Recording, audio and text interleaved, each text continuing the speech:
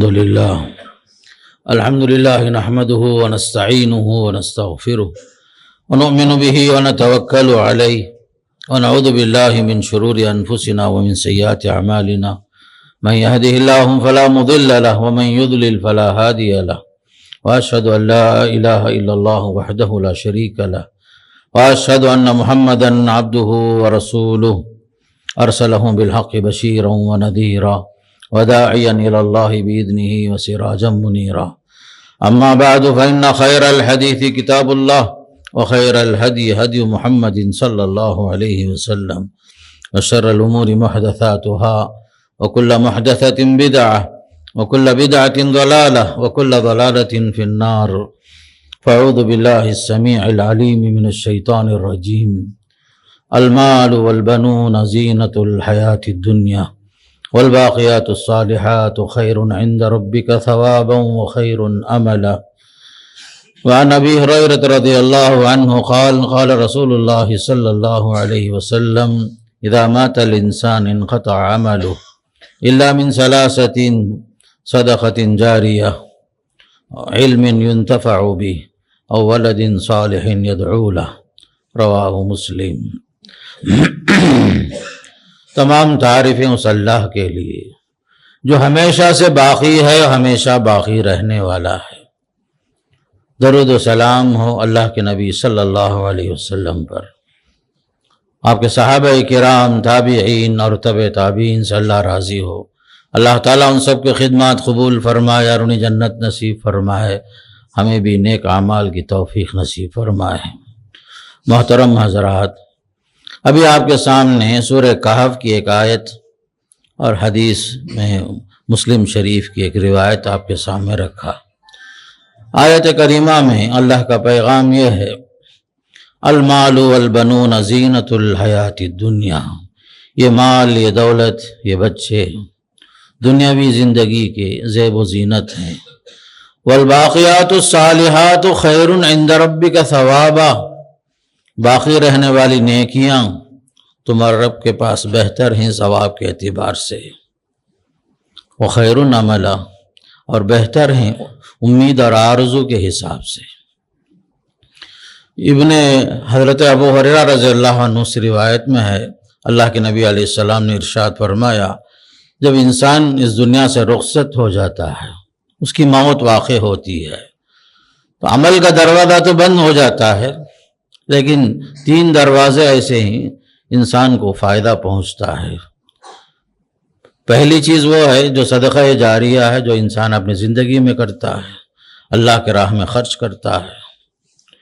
دوسری چیز ہے وہ علم جس سے لوگوں کو فائدہ پہنچتا ہے۔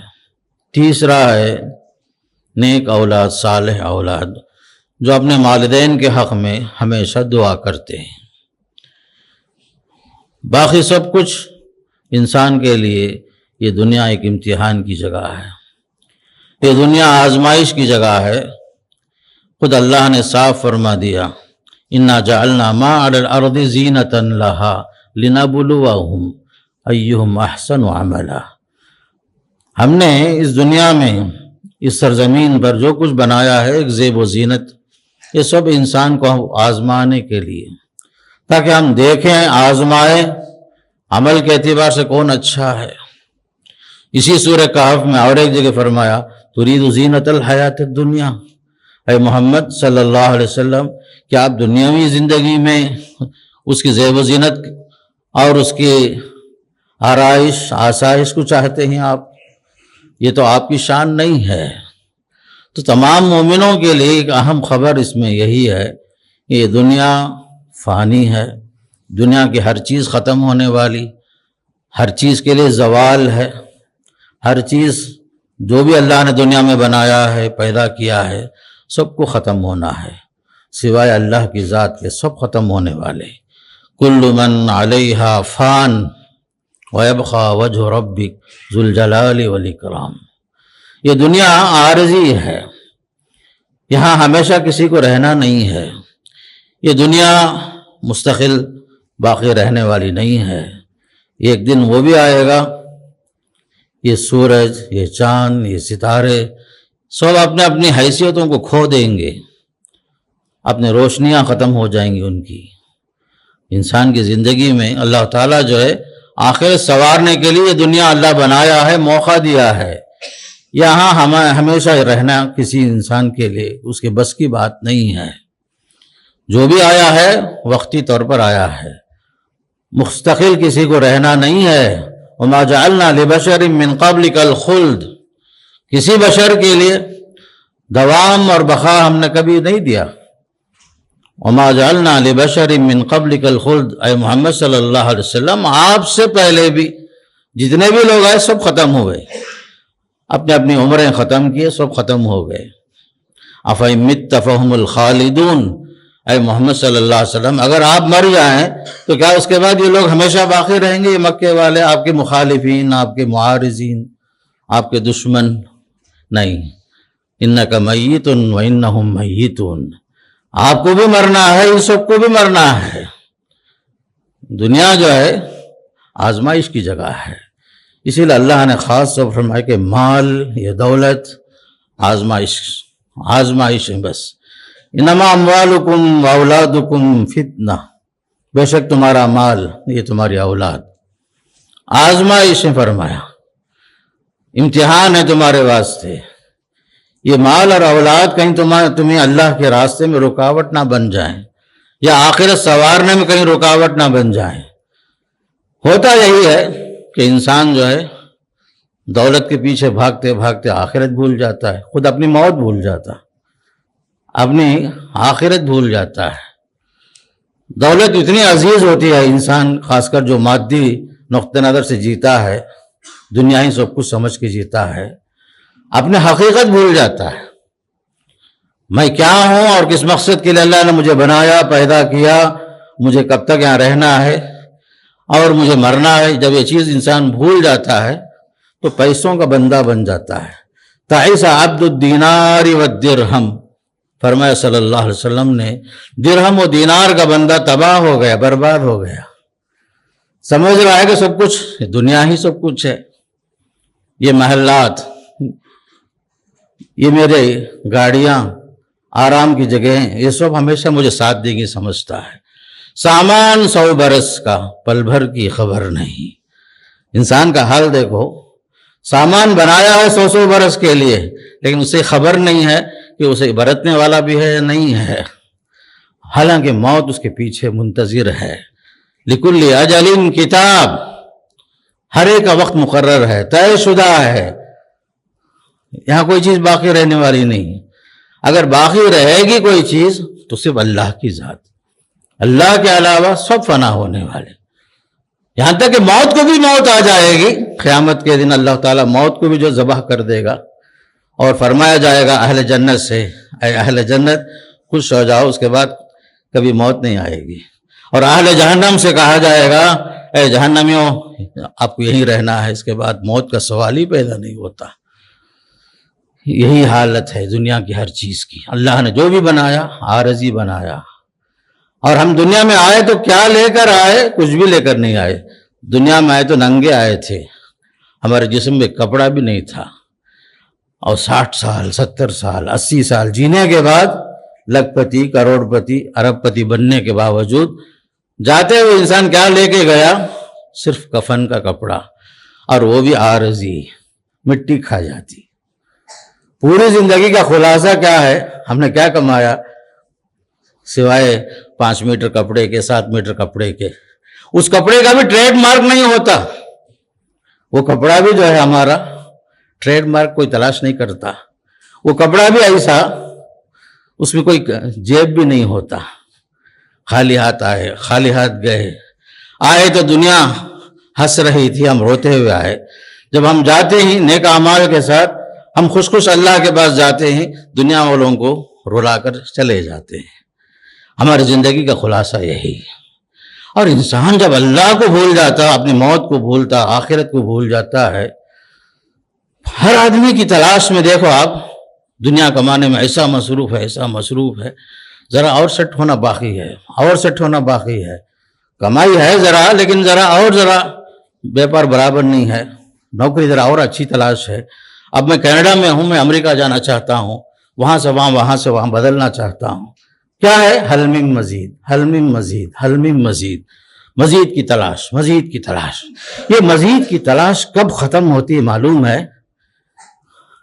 حدیث میں آتا ہے لو کان لابن آدم وادیان من ذهب لابتغى ثالثا. یہ آدم کی اولاد کو 2 وادی سونا دے دیا جائے. وادی کسی کہتے معلوم ہے؟ 2 پہاڑ کے بیچ میں کا جو راستہ ہے، ادھر بھی پہاڑ ادھر بھی پہاڑ، درمیان کا جو راستہ ہے وہ وادی کہلاتا ہے. 2 وادی سونا مل جائے، انسان بولے گا کافی نہیں بھائی، لابتغى ثالثا، تیسری وادی کی تلاش میں رہے گا. تیسری بھی مل گئی پھر بھی خاموش نہیں بیٹھتا. وَلَا يَمْلَأُ جَوْفَ ابن آدم إِلَّا التُّرَابُ. آدم ذات کا منہ کب بند ہوتا ہے؟ خبر میں اتارنے کے بعد لوگ مٹی ڈالتے ہیں، تب بس اس کا منہ بند ہوتا ہے. یہ انسان کی فطرت ہے. سونے کا پہاڑ دے دو، چاندی کا پہاڑ دے دو، لکھپتی بنا دو، ارب پتی بنا دو، کتنا بھی مال آ جائے، نہیں بس نہیں ہوا. نہیں پہلے سے کا نہیں ہے بھائی، اب حالت پہلے کی طرح تجارت نہیں ہے. اب ناشکری ناشکری ناشکری، طلب طلب طلب، حل من مزید حل من مزید. منہ بند ہوا تو کب؟ منہ میں مٹی ڈالنے کے بعد.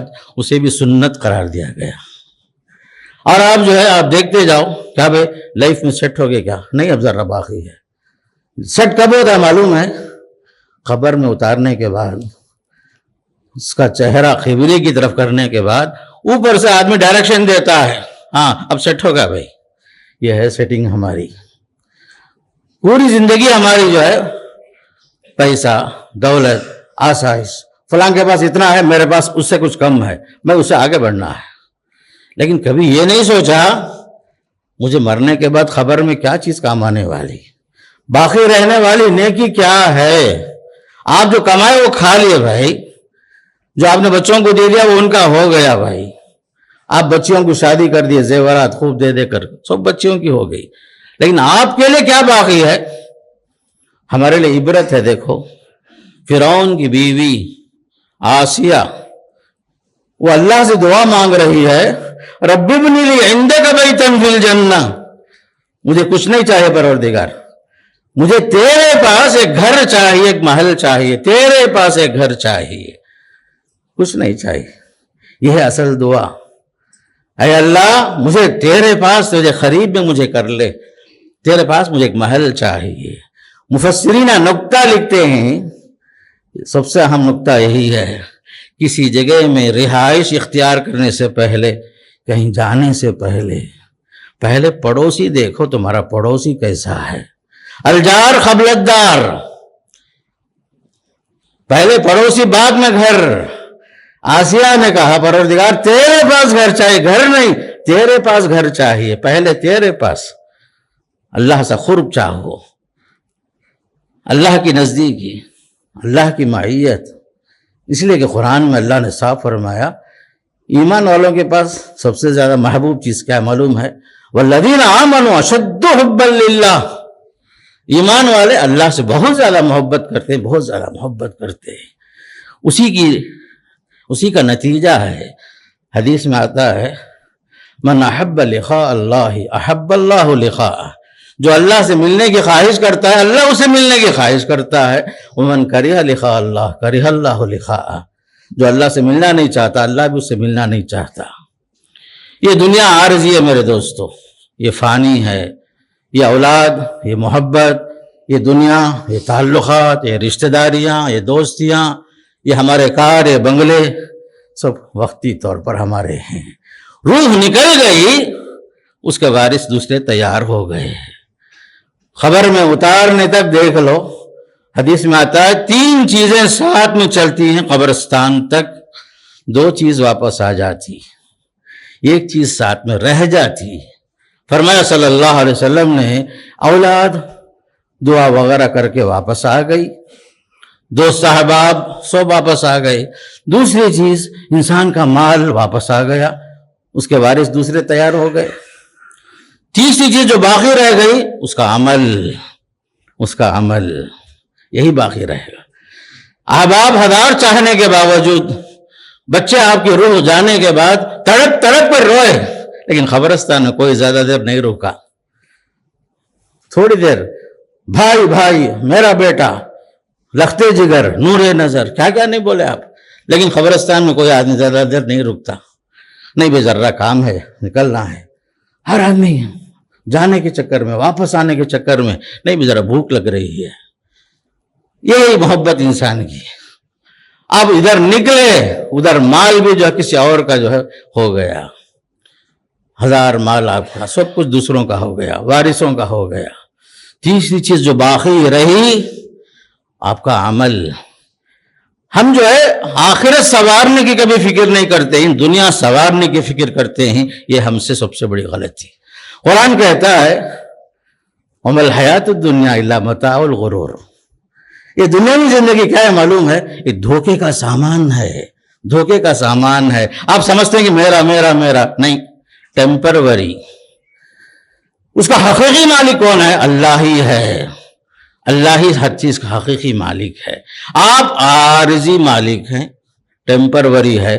یہ گھر بنائے آپ، مان لیا میں، لیکن کب تک کے لیے؟ جب تک سانس چلے. اس کے بعد وارث تیار ہو گئے، آپ کی کمائی، اس کے حقدار تیار ہو گئے. لیکن آپ کو کیا کہا، اس میں کیا فائدہ ملا؟ وہی چیز کام آئی جو آپ نے آخرت کے لیے کیا، اور دنیا کو آپ نے آخرت کے لیے کھیتی سمجھا. اب دنیا مزرعۃ الآخرہ، یہی کچھ ہے ہمارے پاس. اب مجھے یہ دیکھنا ہے اور آپ کو یہ سوچنا ہے کہ ہم نے دنیا سے رخصت ہونے سے پہلے کیا وہاں کے لیے بھیجا ہے. ما عندکم ینفد وما عند اللہ باق. جو آپ کے پاس ہے وہ تو ختم ہو ہی جائے گا. وما عند اللہ باق، جو آپ نے اللہ کے لیے کیا وہ رہا باقی. اللہ کو راضی کرنے کے لیے کیا، اسے خوش کرنے کے لیے کیا، وہاں نیکی کام آئے گی یہ سمجھ کر آپ نے کیا، وہ چیز باقی رہے گی. اب یہاں جو کچھ ہے، کھائے پیے، کھلائے پلائے، سب ختم ہو گیا، کچھ بھی باقی نہیں. مستدرک حاکم کی ایک روایت آئی، فرمایا صلی اللہ علیہ وسلم نے کہ 7 چیزیں ایسی ہیں اس کا اجر، اس کا ثواب انسان کو اس کی خبر میں، اس کی موت کے بعد بھی اس کا ثواب اسے پہنچاتے رہتا ہے. 7 چیزیں. فرمایا علم علما، لوگوں کو سکھایا، پڑھایا، دین سکھایا، اچھی باتیں بتایا. آپ کے علم سے لوگوں کو فائدہ پہنچا. لوگ جو ہے آپ کی تصنیف سے، تعلیف سے، آپ کی تقریر سے، آپ کی نصیحت سے فائدہ اٹھائے. یہ غلط آدمی صحیح راستے پر آ گیا آپ کی بات سے.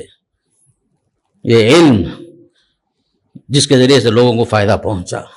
دوسری بات آپ نے بتائی نہرن اجراہ، پانی کا انتظام کر دیا، نہریں جاری کر دیا اگر آپ کے بس میں ہو. ندیاں غیر آباد تھی، اسے آباد کرنے کے لیے آپ نے مختلف کوششیں کی. تیسری صورت آپ نے بتائی حفر بیرن، جہاں کنویں کی ضرورت تھی، پانی کی ضرورت تھی، آپ نے پانی کا انتظام کیا. جب تک لوگ فائدہ اٹھائے برابر آپ کو فائدہ پہنچتا ہے. چوتھی چیز آپ نے بتائی بنا مسجدن، مسجد بنایا، اللہ کا گھر آباد کیا، اللہ کے لیے بنایا، اللہ کے لیے بنایا. پانچویں چیز مصحفا ورثہ، قرآن مجید کے نسخے وہاں لوگوں کو تقسیم کیا، پڑھنے والے بچوں کو دیا، حفظ کرنے والے طلباء کو دیا، قرآن پڑھنے والے، قرآن کے شائخین، قرآن کی تلاوت کرنے والے ان کے حوالے کیا. لوگ پڑھتے گئے، جب تک پڑھتے گئے آپ کو ثواب ملتے گیا انسان کے مرنے کے بعد بھی. پھر اور ایک چیز ولدن صالحا یستغفر له بعد موته، ولدن صالحا، نیک بچے، صالح بچے جو ہماری موت کے بعد ہم یاد رکھیں، جو استغفار کریں. یہ تمام چیزیں ہیں جو انسان کو مرنے کے بعد، یہی ہے باقیات الصالحات. حضرت عثمان غنی رضی اللہ عنہ سے کسی نے پوچھا قرآن کی آیت میں الباقیات الصالحات ہے، کیا معنی اس کا؟ تو حضرت عثمان نے بتایا لا الہ الا اللہ، سبحان اللہ، الحمدللہ، اللہ اکبر، لا حول ولا قوت الا باللہ، یہ 5 کلمات ہیں۔ لا الہ الا اللہ، سبحان اللہ، الحمدللہ، اللہ اکبر، لا حول ولا قوت الا باللہ، ان کلمات کو ہمیشہ بولتے رہو، پڑھتے رہو۔ فرمایا ان کلمات کے پڑھنے سے گناہ ایسے جھڑتے ہیں جیسے درخت سے سوکھے پتے نیچے جھڑتے ہیں، فرمایا صلی اللہ علیہ وسلم نے۔ تو باقیات و صالحات یہ بھی ہے، نیک اعمال، ذکر و اذکار، اس کے اندر یہ ساری باتیں آ گئی جو عمل بندہ اللہ کے لیے کرتا ہے، آخرت کے لیے کرتا ہے، اور یہ نیت سے کرتا ہے کہ اس کا اجر مجھے ملے گا، آخرت میں یہ چیز کام آئے گی۔ اس لیے خاص کر ان کلمات کا بھی اہتمام ہونا چاہیے، سبحان اللہ، الحمدللہ، اللہ اکبر، لا الہ الا اللہ، لا حول ولا قوت الا باللہ، یہ 5 کلمات ہیں، ان کلمات کا اہتمام جو انسان کو کام آتی ہیں۔ جیسے میں شروع میں بتایا، صدقہ جاریہ، وہ صدقہ جس سے انسان کی موت کے بعد بھی انسان کو فائدہ پہنچتے رہتا ہے۔ زندگی میں آدمی حیات میں، صحت میں، بلکہ حدیث میں آتا ہے صدقے کے لیے اہم شرط ہے، صدقہ آپ اس وقت کریں جب آپ صحت مند ہوں، مال کی خواہش بھی ہو آپ کے دل میں۔ فرمایا صلی اللہ علیہ وسلم نے، تصدق وانت صحیح شحیح، صدقہ اس وقت کر جب تو صحت مند ہے، جینے کی اور امید ہے، اور مال کی خواہش ہے، رغبت ہے، اس کے باوجود اللہ کے راہ میں خرچ کر رہا ہے تو، یہ ہے صدقہ تیرا۔ نہ کہ وہ صدقہ مرنے کے آثار ظاہر ہو گئے، موت کی علامتیں ظاہر ہو گئیں، تب بول رہے ہیں کہ فلاں کو اتنا دے دو، فلاں کو اتنا دے دو، نہیں، اس لیے کہ وہ مال دوسروں کا ہو چکا ہے، آپ جس وقت تقسیم کرنا چاہتے ہیں۔ مال جب آپ کا تھا، آپ کے کنٹرول میں تھا، آپ کے قبضے میں تھا، آپ کے اختیار میں تھا، آپ کو ضرورت تھی، خواہش تھی، پھر بھی آپ نے خرچ کیا، وہ ہے صدقہ جاریہ۔ ہمارے اسلاف نے جو مال وقف کیا تھا اس زمانے میں، وہی ہے صدقہ جاریہ، مسجد کی شکل میں، مدرسے کی شکل میں، اس کے لیے جائیدادیں وقف کیے۔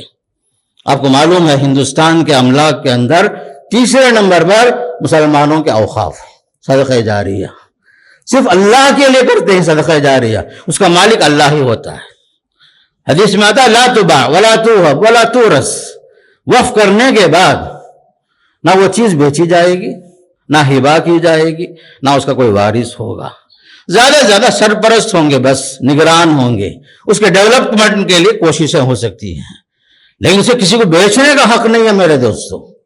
تو آج ہمارے ہندوستان کے اندر 20 کروڑ مسلمانوں کا جو مسئلہ ہے، ان کے آباء و اجداد کا، ہمارے بزرگوں کا، ہمارے بادشاہوں، ہمارے نوابوں، ہمارے اصحاب خیر کے جو املاک انہوں نے للہ فی اللہ وقف کیا تھا، وہ خطرے میں ہے۔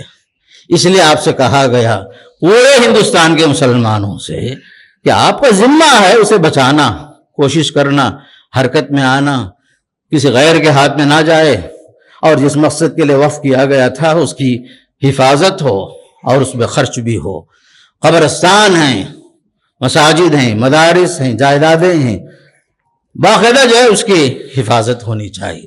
اس لیے تمام مسلمانوں سے اپیل کی گئی تھی۔ آج 13 تاریخ ہے سپٹمبر، آخری دن ہے اپنی رائے دینے کے لیے، ای میل بھیجنے کے لیے، وہاں انتظامات کیے گئے، آپ کی رہبری کے لیے رہنما مقرر کیے گئے، گلی گلی مختلف محنتیں کی گئی ہیں۔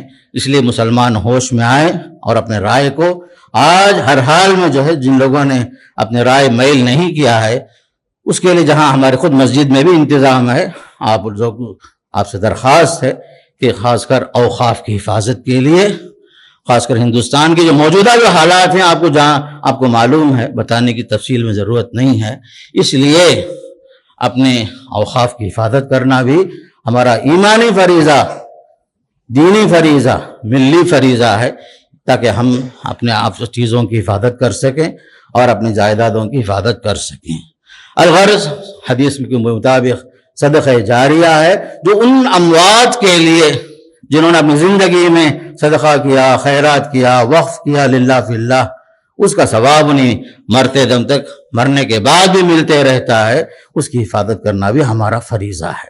اور دوسری بات جو حدیث میں آیا وہ علم جس سے لوگ فائدہ اٹھاتے ہیں، لوگ علم سے فائدہ اٹھاتے ہیں، یہ بھی ایک اہم چیز ہے جو انسان کی موت کے بعد فائدہ ہونے والی، فائدہ پہنچانے والی ہے۔ اور تیسری بات بتائی گئی اولاد صالح۔ ہمیں جو ہے اس جگہ میں اہم چیز یہ یاد رکھنا ہے، اپنے ماں باپ کے حق میں دعا کرنا ہے، ولد صالح بننا ہے۔ ہمارے اوپر سب سے بڑا احسان ماں باپ کے بعد، اللہ کے بعد ماں باپ کا احسان ہے۔ اپنے ماں باپ کے حق میں ہمیشہ دعا کرنا، ان کے لیے ولد صالح بننے کی کوشش کرنا۔ جب ہم جو اپنے ماں باپ کے حق میں دعا کریں گے، آنے والی نسل ہمارے حق میں دعا کرے گی۔ جب ہم بھول جائیں اپنے ماں باپ کو، یہ کیسے امید رکھ سکتے ہیں کہ بعد میں آنے والی نسل ہماری حفاظت کرے گی، ہمارے واسطے دعا کرے گی؟ یہ دور ایسا ہے، ہر آدمی پیسوں کے پیچھے ایسے اندھا ہو گیا ہے، خود اپنے ماں باپ کو بھول جاتا آدمی۔ دیکھیے بعض مرتبہ ایسا ہوتا ہے، اناتھ آشرم سے ایک لاولد انسان بچے کو لا کے پالتا ہے آج کے زمانے میں، 30 سال تک کبھی یہ نہیں بولتا کہ میں تیرا باپ نہیں ہوں، تیری ماں حقیقی ماں یہ نہیں ہے۔ اپنے بچے کی طرح پالتے ہیں ہم لوگ اپنے بچوں ان متبنہ کو بھی، لیکن ایک دور ایسا آتا ہے یہ بچوں کے اندر مال، پیسے، دولت کی خواہش، آرام کی خواہش، خود اپنے بوڑھے ماں باپ کو جنہوں نے پالا پوسا، جہاں سے لا کر پالے تھے، اسی جگہ میں لے جا کر پہنچاتے ہیں اولڈ ایج ہوم میں، تاکہ عمر رسیدہ لوگ وہاں رہیں۔ حالانکہ اسی عمر رسیدہ لوگ جو ہے 30 سال پہلے جوان تھے، لا کر کے وہ بچے کو پالتے ہیں۔ یہی بچہ جو ہے آگے چل کر کے ناشکری کا طریقہ اپناتا ہے۔ یہ ایسا دور ہے آج کے زمانے میں، اللہ ماشاء اللہ، جہاں دین نہ ہو، ہر انسان مال کے پیچھے اندھا ہو جاتا ہے، مال کمانے کے لیے حلال حرام کی تمیز کھو دیتا ہے، اوقاف بیچ کر کھانے کے لیے بھی تیار ہو جاتا ہے، نعوذ باللہ من ذالک۔ یہ مال کی محبت، مال کا حرص انسان کو اندھا بنا دیتا ہے میرے دوستوں۔ اس لیے مجھے اور آپ کو جو کچھ کرنا ہے زندگی میں ہی وفات سے پہلے کچھ نیک اعمال کرنا ہے۔ جیسے کہ میں آپ کو بتایا، یہ 3 چیزیں جو حضرت ابو ہریرہ کی حدیث میں ہے، اور وہ 7 چیزیں اس میں بھی مشترک طور پر چیزیں ہیں جو ہمیں خبر میں بھی ہماری وفات کے بعد بھی برابر اس کی نیکیاں، اس کا اجر، اس کا ثواب ملتے رہے گا۔ اللہ مجھے بھی اور آپ کو بھی زندگی میں ہی کچھ نیک اعمال کرنے کا اللہ توفیق نصیب فرمائے۔ اللہ ہمارے اعلیٰ اولاد کو نیک ہدایت نصیب فرمائے۔ اللہ ہمارے ماں باپ کو دنیا میں جو موجود ہیں انہیں صحت کاملہ نصیب فرمائے، انہیں عافیت کے ساتھ رکھے۔ جو دنیا سے رخصت ہو گئے ہیں اللہ انہیں بال بال مغفرت فرمائے، انہیں جنت نصیب فرمائے۔ اللہ تعالیٰ جب تک ہمیں زندہ رکھے ایمان پر، عمل صالح پر، کچھ نیک اعمال کرنے کی توفیق کے ساتھ باقی رکھے، اور دنیا سے رخصت ہوتے ہوئے خاتمہ بالخیر نصیب فرمائے۔ اقول قولی ھذا استغفر اللہ لی ولکم ولسائر المسلمین من کل ذنب فاستغفروہ انہ ھو الغفور الرحیم۔